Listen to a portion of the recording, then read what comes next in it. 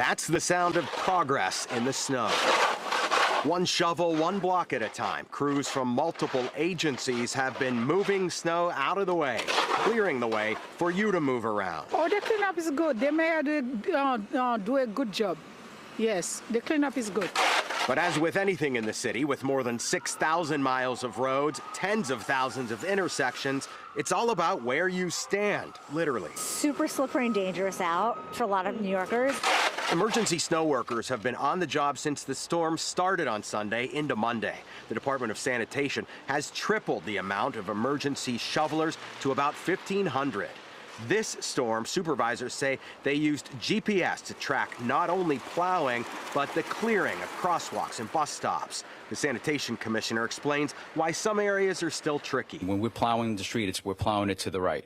So that snow has to go somewhere. If that snow has no room to go, it creates challenges. Every storm's a learning experience. Neighbors will be watching their sidewalks and intersections. Are the clearings for the crosswalks and bus stops wide enough? 4 feet is the guide. The sun melts a wider path in many places. The weather was different, right? So it's hard to compare because the ground was frozen, so we didn't have the puddle issue.